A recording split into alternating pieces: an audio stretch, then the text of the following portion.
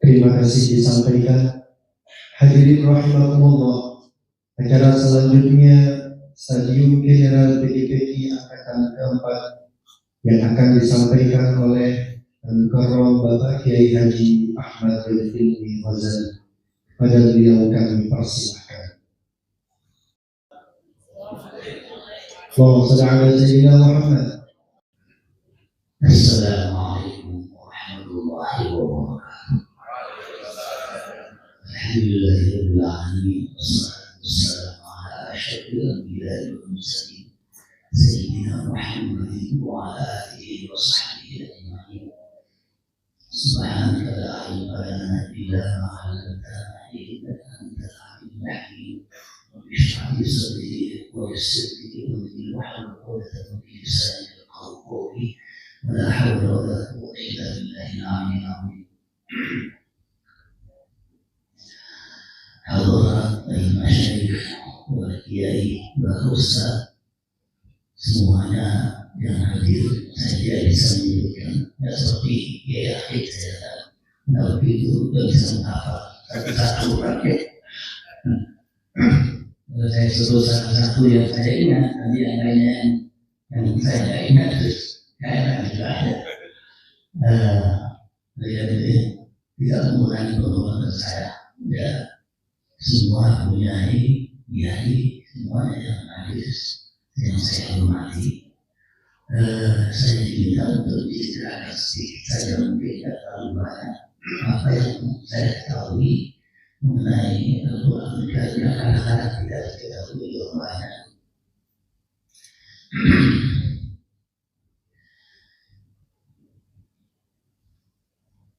Kita alhamdulillah diberikan karunia oleh Allah Subhanahu wa taala, ditakdirkan untuk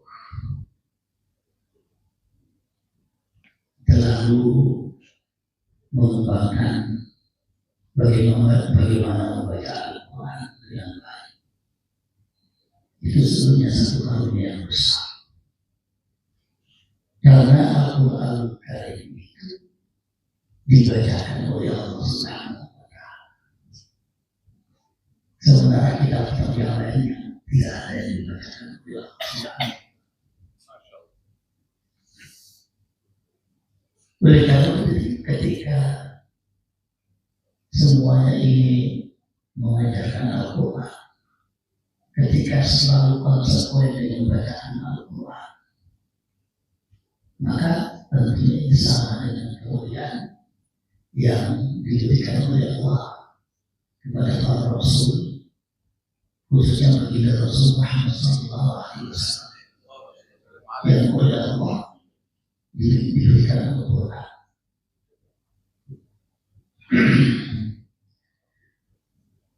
Al-Quran Al-Karim yang dibacakan oleh Allah Subhanahu wa taala itu kadang-kadang kita tidak membayangkan bagaimana Al-Quran dibaca oleh Allah Subhanahu wa taala. Sementara kitab-kitab yang lain tidak pernah dibacakan oleh Allah Subhanahu wa taala. Kitab-kitab semawi yang lain, kitab fikih, kitab tauhid.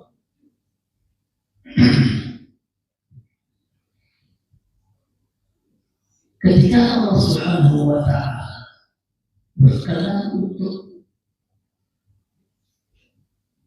menuliskan Al-Quran di Lauhul Mahfuz, maka Allah Subhanahu wa taala berkenan untuk membaca Al-Quran di hadapan malaikat Jibril. Malaikat Jibril dipanggil oleh Allah Subhanahu wa taala untuk mendengarkan bacaan Al-Quran yang dibaca sendiri oleh Allah Subhanahu wa taala.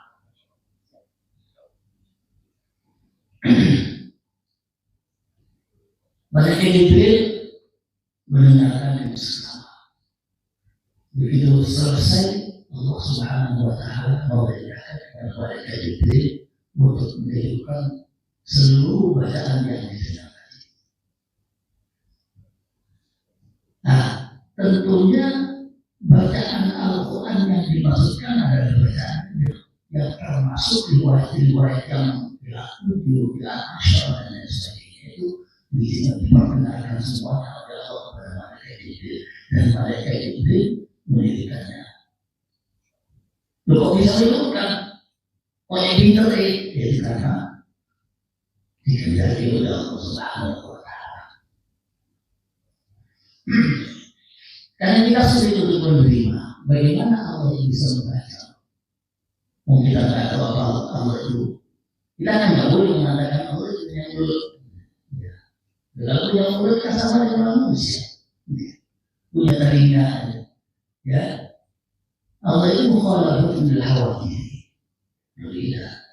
Tapi kalau bagaimana dalam baca Al-Quran?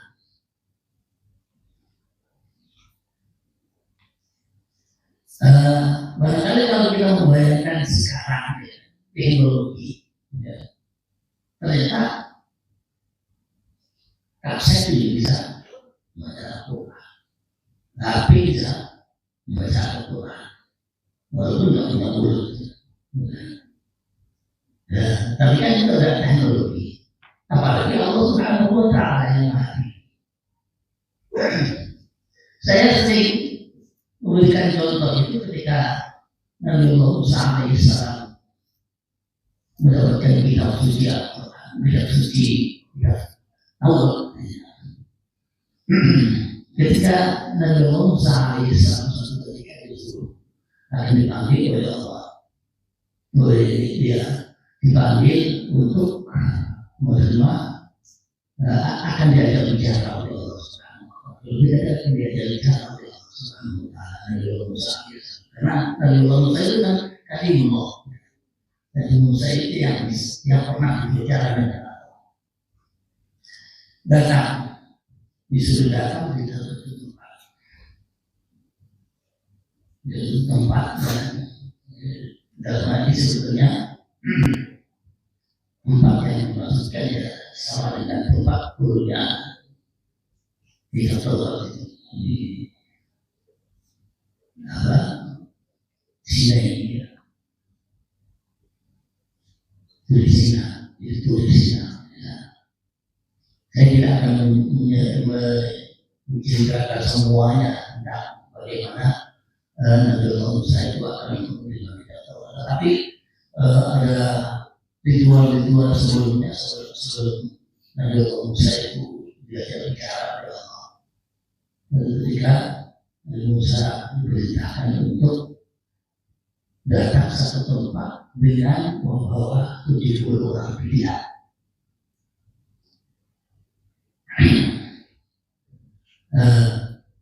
Setelah di suatu tempat, ya, Nabi Musa itu kaum yang berimannya itu ya orang Nabi juga, ya, karena pada waktu itu ya yang Nabi itu, yang Rasul itu ada dua, ada Nabi Allah, ada Nabi Musa, yang Nabi banyak juga. Jadi saat itu kaumnya Nabi Musa juga Nabi itu. Ketika dipilih oleh Nabi Musa alaihissalam, 70 orang akan diajak ke satu tempat untuk mendengarkan bagaimana Nabi Musa akan berbicara dengan Allah.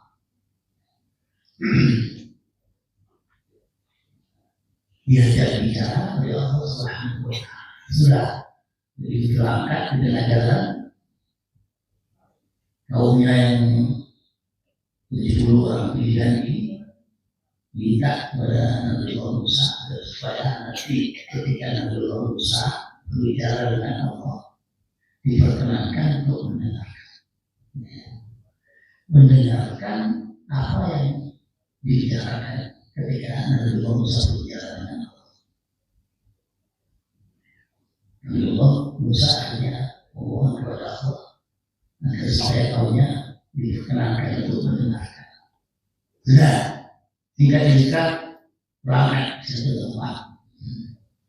Di satu tempat di lembah Sinai, di Tulisna. Lembah itu dipenuhi dengan kabut pekat. Orang masuk sudah agak kelihatan, ya, karena saking pekatnya. Orang masuk sudah agak kelihatan. Bentuknya Nabi Musa itu waktu itu oleh Allah Subhanahu Wa Taala diberinya diberi nur, diberi cahaya. Begitu Nabi Musa masuk kelihatan cahayanya. Nah, yang masuk duluan Nabi Musa masuk di satu lembah yang penuh dengan yang nggak bisa dilihat apa itu melihat apa itu. Itu masuk dari Musa pasti kelihatan cahayanya. Yang lain-lainnya masuk nggak kelihatan. Tapi karena ada cahaya itu mereka mengikuti Nabi Musa masuk di lembah di kabut. Di tengah-tengah mereka sudah masuk semuanya. Allah Subhanahu Wa Taala berbicara dengan Nabi Musa. Begitu berbicara, Nabi Musa mendengarkan dengan seksama. Lalu setelah itu ternyata 70 orang itu betul-betul mendengarkan apa yang telah dibicarakan oleh Allah dan Nabi Musa. Buktinya apa? Di tengah jalan ramai membicarakan masalah saya tadi, kita pada sesama yang datang tadi dan setelah pulang kita pada tetangganya tadi mendengarkan Allah berbicara begini.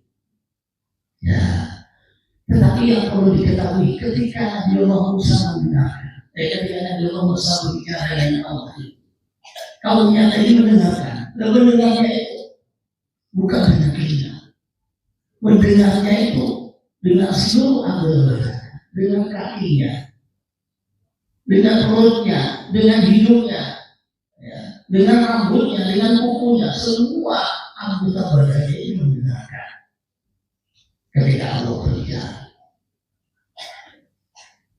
Sehingga tentu saja kita tidak bisa bayangkan kalau suara bisa didengarkan dengan telinga, tetapi ini yang didengarkan, ya, yang didengarkan tidak bisa didengar dengan telinga.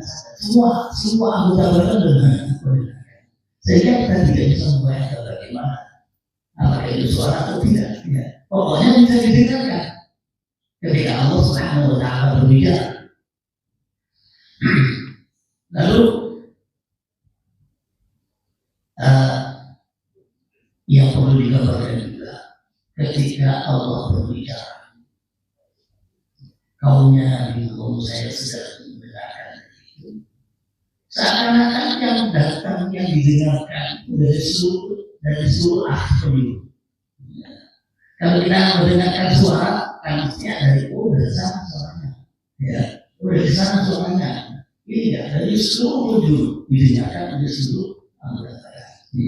Ini yang perlu kita bayangkan bagaimana Allah Subhanahu Wa Taala berbicara.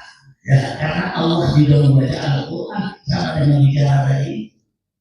Ketika Allah membaca Al-Quran sama dengan ketika Allah berbicara dengan Nabi Musa. Artinya kita tidak bisa membayangkan Allah itu berbicara dengan mulutnya atau dengan apa dengan suara, pokoknya bisa didengar. Demikian pula ketika mereka Jibril mendengarkan Allah Subhanahu Wa Taala membaca Al-Quran, dengan apa mendengarnya? Kalau mereka Jibril tidak sama dengan manusia juga, ya.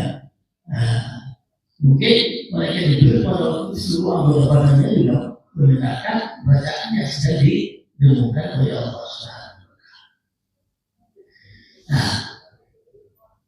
Dan selanjutnya ketika Allah Subhanahu Wa Taala menurunkan Al-Quran dengan bacaan ini bukan dengan tulisan. Dengan kalau Nabi Musa, ada kayak kita dengan tulisan dengan roh, ya, walaupun tulisannya indah, ya, disebutkan roh tetap jadi batu mulia yakut, yang nulis Allah sendiri, tetapi nilainya masih lebih tinggi dibacakan daripada ditulis.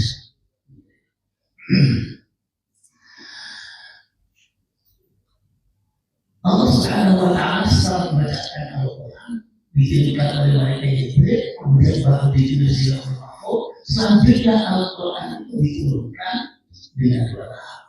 Diturunkan, ya, diturunkan pertama kali sebelum Rasulullah diangkat menjadi utusan Allah, itu diturunkan ke Baitul Izza. Lalu kemudian setelah Rasulullah pas diangkat itu, maka turunlah ayat Al-Quran. Dan Al-Quran diturunkan itu tidak seluruhnya yang tahu yang kedua. Dan ini yang perlu kita yakini, bahwa Al-Quran itu diturunkan oleh Allah secara rapi. Malaikat Jibril mendapatkan Al-Quran dari Allah, menekankan langsung dari Allah. Ketika malaikat Jibril menyampaikan kepada baginda Rasul, itu ditinggalkan oleh baginda Rasul dan ditirukan oleh baginda Rasul. Ya, tapi bertemu langsung. Sehingga Al-Quran itu sebetulnya yang sah itu adalah bacaan secara rapi. Minimal rapi yang diberikan oleh para ulama itu bisa memperdengarkan atau mendengarkan dari gurunya, atau ya yang paling baik itu dibalik gurunya membacakan, muridnya mendengarkan, kemudian muridnya membaca di hadapan gurunya, didengarkan oleh gurunya. Jadi yang paling baik. Tapi itu ternyata oleh para ulama disepakati dibolehkan walaupun hanya mendengar saja. Itu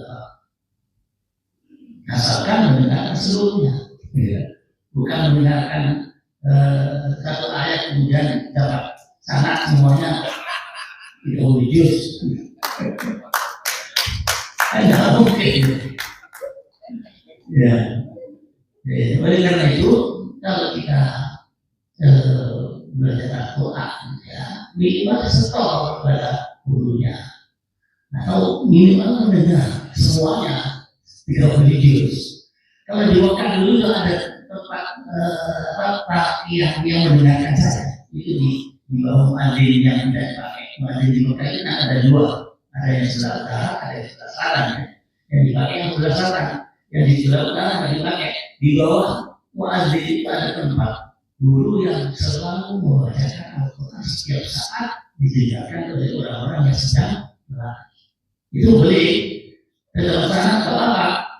Tapi mendengar seluruh tidak religius, ya. Atau sebaliknya yang paling banyak dilakukan oleh orang-orang yang membaca Al-Quran, sholat pada gurunya mendengarkan, khatam, dikasih sana. Jadi yang paling baik itu, yang paling banyak ya.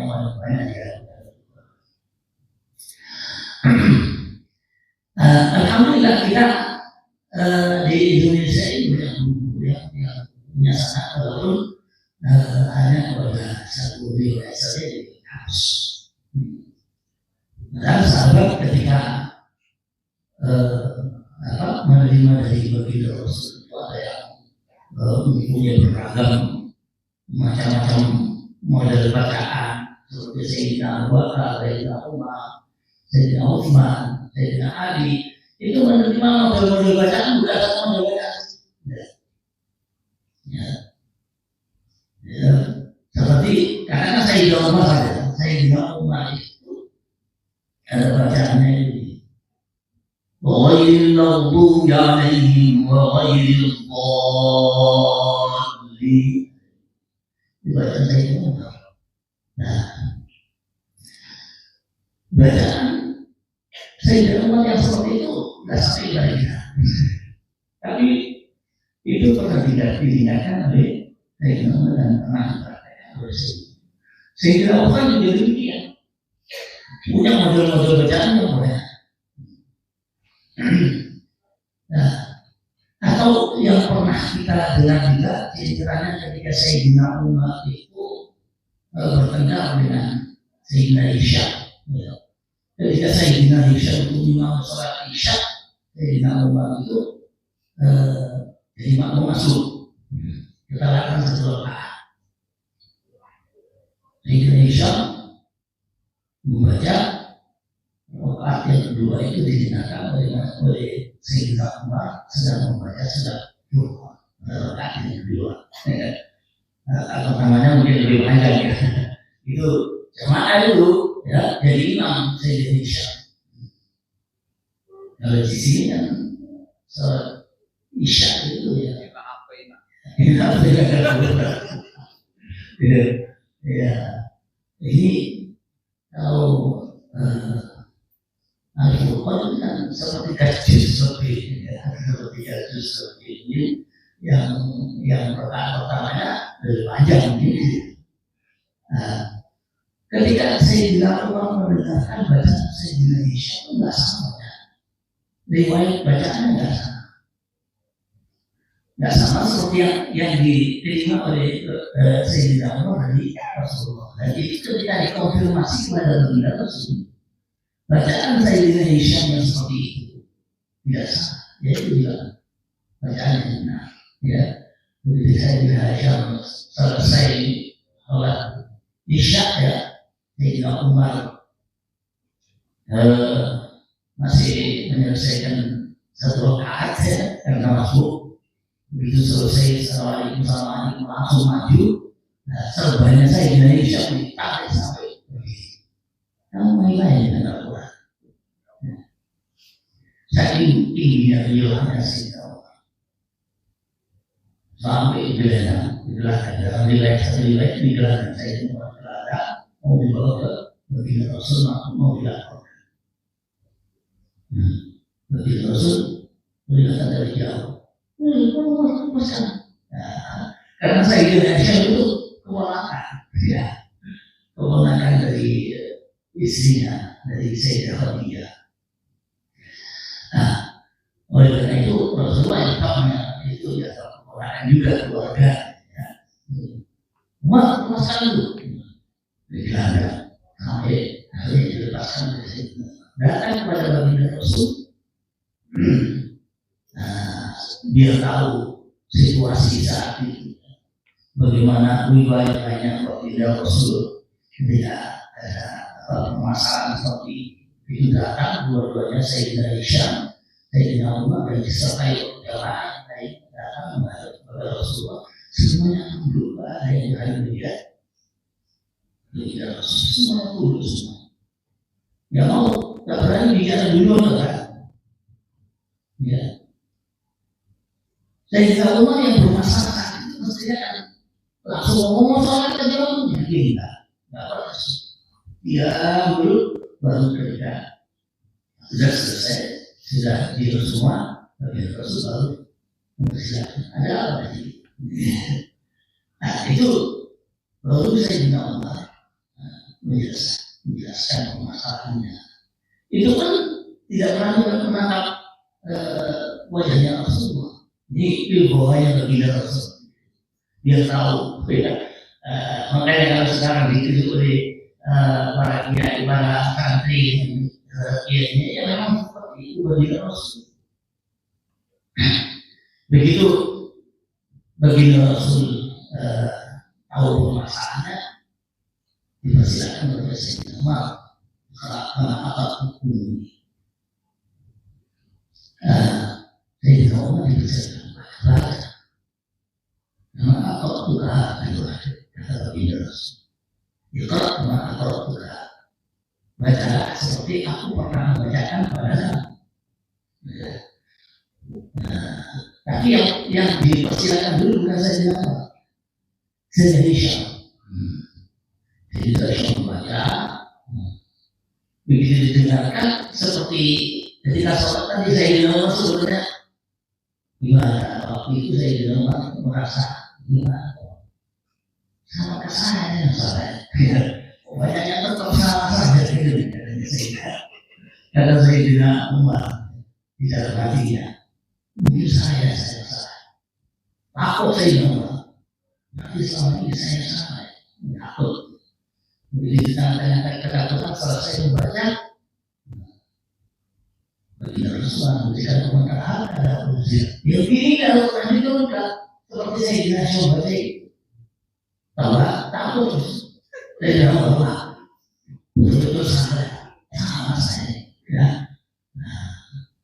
Di tengah ketakutan, Baginda Rasulullah. Jadi kalau ya Umar, kalau apa sudah disuruh baca Sayyidina Umar, baca seperti biasa dibaca. Itu selesai. ada satu siap. Ya begini lah Quran itu keluar dari Unzil Quran ala sab'ati hurufin. Ya akhirnya dituliskan seperti ini. Artinya apa? Sayyidina Umar itu punya model bacaan.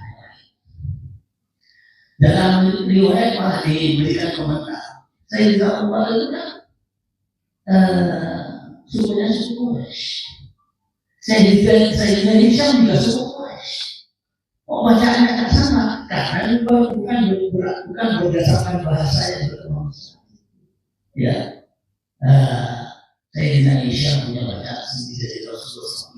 Sayyidina Umar punya bacaan sendiri. Ya, walaupun Al-Quran juga diturunkan ada bahasa suku Quraisy juga. Ya, tapi ada yang tidak suku Quraisy. Macam-macam. Baik, ketika kita sudah membayangkan bahwa para sahabat itu punya model-model bacaan Al-Quran. Kadang satu sahabat itu punya bermacam-macam bacaan. Satu sahabat. Lalu ketika Al-Quran itu dipakai untuk jemaah, ya, ada imamnya. Nah, imam itu membacakan Al-Quran. Sebetulnya bebas saja mau riwayat apa, mau riwayat sahabat seperti yang kita baca atau riwayat form. Saya pernah di mana di NTB di Kekait, ya, di Kekait itu di desa daerah Kekait. Nah, itu saya pernah jamaah sholat Jumat itu imamnya membaca riwayat Qur'an. Nah, ya riwayat Qur'an ini dibaca. Nah, tapi intinya bebas. Cuma saya ingin menjelaskan ketika baginda Rasul Muhammad SAW membaca Al-Quran di dalam sholat. Nah, itu tentunya ada kebiasaan yang dipakai. Ini yang dipakai Rasulullah. Saya tidak bingung. Satu model bacaan saya dipakai. Dan perlu diketahui, baginda Rasul sangat menjaga terhadap disiplin imam di Masjid Nabawi. Sangat disiplin. Kalau tidak ada umur yang berat, Rasulullah tidak akan mewakili. Kalau orang baru mewakilkan seperti yang terjadi, orang yang diwakilkan kepada ilmu waktu, ya. Itu karena Rasulullah. Kalau tidak, repot benar karena tidak. Itu tugas utama Rasulullah sebetulnya. Ya, jadi menjadi Rasul, menjadi utusan, beliau selalu menjaga imami di Masjid Nabawi. Dan ini ternyata dilanjutkan oleh Khulafaur Rasyidin. Khulafaur Rasyidin, ya kita tahu pertama kali yang menjadi khalifah Sayyidina Abu Bakar. Sayyidina Abu Bakar membaca Al-Quran yang imami di Masjid Nabawi, karena tugas utamanya khalifah itu sebetulnya adalah imami di Masjid Nabawi. Bukan urusi pemerintahannya, bukan. Urusan utamanya adalah imami. Imami lima waktu, bukan hanya satu waktu. Ya, bukan hanya satu waktu. Kalau saya imami di Ampel itu hanya subuh kok. Ya. Itu saja sudah berat bagi saya. Padahal saya tahu mulai tahun berapa ya, tahun 90. Mulai tahun 90 saya imam. Terus 90 saya imam. Subuh kok. Itu berat sekali. Nah, makanya saya sering berusaha bagaimana baginda Rasul seperti itu imami, ya, dijaga. Saya sekarang subuh kok Kalau makanya kalau ada apa-apa ya, binaan saya di Malang itu uang deh, subuh itu 5 kilo. Kemudian para sahabat ketika menjadi khalifah karena tugas utama adalah imami, saya tidak boleh imami di Masjid Nabawi 5 waktu. Dan yang hebat lagi apa? Bacaan yang dipakai oleh Sayyidina Abu Bakar itu adalah bacaan yang biasa dipakai oleh munafik. Karena munafik itu kan mengajarkan Al-Quran di Masjid Nabawi. Ya, jadi yang diutamakan bacaan Al-Quran itu adalah bacaan yang biasa dipakai oleh imam di Masjid Nabawi. Sayyidina Abu Bakar imam di Masjid Nabawi, bacaannya adalah bacaan yang biasa yang sekarang dipakai oleh munafik. Lalu begitu selesai, balik Abu Bakar itu kan hanya 2 tahun. Digantikan oleh Sayyidina Umar. Sayyidina Umar itu 8 tahun ya. Itu juga imam. Jadi ketika pergantian dari Abu Bakar pada Sayyidina Umar, maka imam itu yang harus diurus. Ini tentunya pertimbangan menjadi khalifah itu bukan hanya sekedar orangnya yang hafal, ya, tapi bacaan Al-Qurannya. Bukan abunya ya, bacaan Al-Qurannya. Makanya ketika Sayyidina Abu Bakar diperintahkan oleh baginda Rasul, ya, untuk menggantikan beliau waktu sakit, ya, itu Sayyidah Aisyah mengatakan suara Allah banyak sekali, kalau berarti bacaan bagus. Ya, hanya tetap Sayyidina Abu Bakar menjadi imam ketika baginda Rasul sakit. Nah, demikian pula Sayyidina Umar ketika menjadi khalifah ini karena akan menjadi imam di Masjid Nabawi, maka bacaannya juga bagus. Kita tahu Sayyidina Abu Bakar, Umar, Utsman, Ali semuanya adalah orang yang hafal itu semua. Dan bacaan Al-Quran adalah sama. Bahkan riwayat bacaan kita itu ada yang sampai pada Sayyidina Utsman, pada Sayyidina Abu Bakar. Bacaan riwayat dengan riwayat yang banyak itu. Ternyata bacaan Imam Nafi ini juga melalui Sayyidina Utsman. Bacaan kita juga melalui Sayyidina Utsman juga. Artinya apa? Sayyidina Utsman punya bacaan yang bermacam-macam modelnya. Sayyidina Umar juga demikian. Begitu menjadi khalifah, maka Sayyidina Umar menjadi imam. Imam di Masjid Nabawi di dalam sejarah ternyata bacaannya juga sama dengan yang dibaca oleh Sayyidina Abu Bakar sebelumnya. Sama, yaitu bacaan Imam Nafi. Tidak berbeda. Walaupun Sayyidina Umar mempunyai model-model bacaan yang lain, tapi tetap dia dipakai yang sebelumnya sama. Barangkali itu pertimbangannya supaya tidak ribut di belakangnya. Ya. Nah, dalam sejarah ternyata juga Sayyidina Utsman ketika menggantikan Sayyidina Umar, bacaannya juga bacaan yang biasa dipakai, bacaan sama. Jadi khalifah 4 semuanya imami di Masjid Nabawi dengan bacaan yang riwayatnya sama, yaitu bacaan munafik. Makanya ada dalam satu riwayat, pernah ada satu riwayat ini, Sayyidina Imam Ahmad bin Hanbal itu pernah bertanya kepada ayahnya, bacaan Al-Quran yang baik yang mana? Di antara sekian bacaan. Karena di Mekah pada waktu itu sudah berbeda. Di Mekah itu bacaannya bukan bacaan Imam Nafi. Di Mekah itu yang dipakai adalah bacaan Imam Ibnu Katsir. Nah, saya itu Ahmad bin Hanbal bertanya kepada ayahnya, bacaannya baik yang mana? Kata ayahnya, dia bilang, nah, yang baik yang biasa seperti itu. Dia pakai bacaan Imam Nawawi karena dipakai di Masjid Nabawi.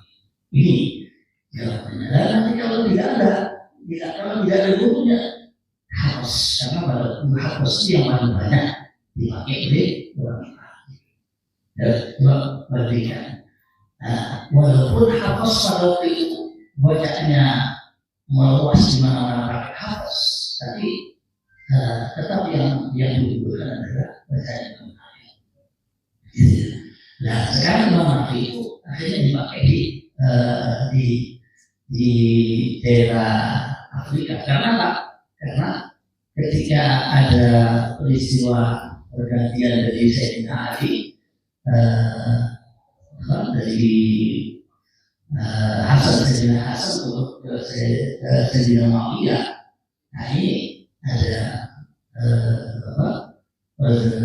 perubahan ibu kotanya dari ke Kufah sehingga tidak bisa mengimami di Masjid Nabawi. Jadi Abu Sufyan, Muawiyah bin Abi Sufyan, akhirnya ya tidak bisa melakukan tugas utamanya sebagai khalifah, mestinya harus imam di Masjid Nabawi karena permentaran ibu kotanya dipindahkan ke Kufah. Akhirnya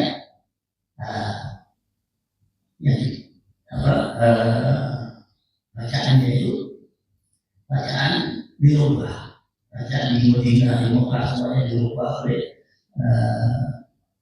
Muawiyah. Sebenarnya bukan Muawiyah, namanya Yazid yang berubah menjadi Hafiz di Madinah. Maksudnya kan Nafi Masjid Madinah. Ketika pada zaman Yazid berubah semua itu Mekah yang tadinya berakhir berubah menjadi Hafiz di Madinah menjadi Hafiz. Ya, ini adalah bacaan Al-Quran yang masih dipelihara riwayatnya. Walaupun ada konflik di politik sampai menyangkut masalah riwayat, tapi riwayatnya tetap terjaga. Riwayat harus terjaga sesuai dengan bacaan yang diriwayatkan oleh Sayyidina Hasan. Begitulah riwayat bacaan Al-Quran pada waktu Khulafatul Rasyidin itu semuanya menggunakan satu model bacaan.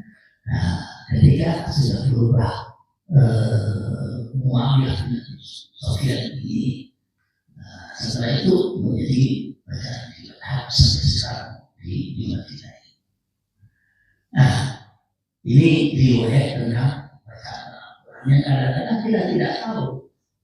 Ternyata Al-Quran itu betul-betul dijaga sampai bacaannya, riwayatnya oleh imamnya sendiri. Makanya sebaiknya orang membaca Al-Quran itu menyesuaikan dengan lingkungannya. Kalau lingkungan, saya sering mendengarkan ya, ada satu jemaah Pak pertamanya itu baca Maliki Yaumiddin, baca panjang. Bapak yang keduanya Maliki Yaumiddin, kan enggak menyesuaikan dengan maklumnya bacaan itu hafaz ya. Kalau baca Maliki Yaumiddin bukan hafaz kan berarti. Nah ini makanya saya sendiri nggak pernah melihat seperti itu, bahkan menjadi imam pertama pandangan Maliki Yaumiddin, orang kedua Maliki Yaumiddin, nggak pernah. Nah, yang di fikih ini juga juri yang diceritakan tentang boleh Maliki Yaumiddin itu yang kedua, Maliki Yaumiddin yang pertama itu hanya sekedar mencontohkan. Ya. Di dalam kitab Bajuri itu dicontohkan tentang bacaan Maliki Yaumiddin dan Maliki Yaumiddin yang kedua itu hanya sekedar contoh seandainya ingin memperpanjang sholat rakaat yang pertama Dan kedua itu tidak pakai surat yang lain selain Fatihah, hanya Fatihah saja. Ya. Kan boleh kita baca Fatihah saja ketika sholat. Rakaat pertama Fatihah, rakaat kedua Fatihah saja. Nah, bagaimana bisa membedakan rakaat yang pertama di Fatihah dan rakaat yang kedua? Nah, maka kalau gitu ya, rakaat pertama dibaca dengan Maliki Yaumiddin, rakaat yang kedua Maliki Yaumiddin. Tetapi setelah itu nggak pakai surat, ya. Kalau pakai surat kan lebih panjang lagi kan. Jadi yang dicontohkan di kitab Baiquni itu hanya dicontohkan seandainya bila hanya satu alif, satu huruf saja, itu sudah mendapatkan pahala memperpanjang rakaat yang pertama. Jadi kita sholat rakaat pertama saja, Maliki Yaumiddin, rakaat kedua Maliki Yaumiddin, sampai Allah di kemudian duduk. Allah di hari duduk. Namanya surat yang lain. Itu yang dicontohkan di dalam kitab Baiquni. Sementara orang baca makmumnya itu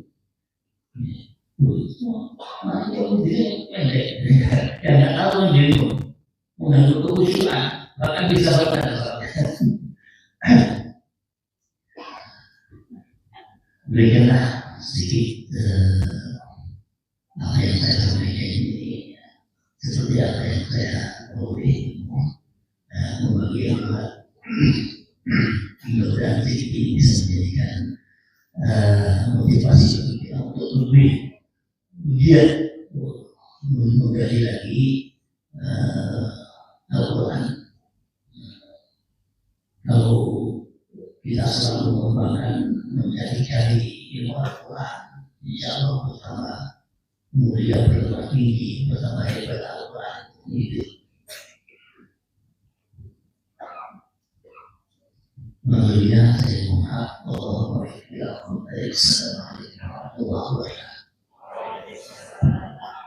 Waalaikumsalam warahmatullahi wabarakatuh. Pertamanya mana buat kita semuanya. Alhamdulillah. Terima kasih banyak kepada Bapak Yai yang sudah memberikan arahan dan motivasi buat kita semuanya. Semoga apa yang disampaikan bermanfaat dan mari kita amalkan dalam kehidupan sehari-hari dengan yang lebih baik dan lebih baik manfaat buat kita semuanya. Amin ya rabbal alamin.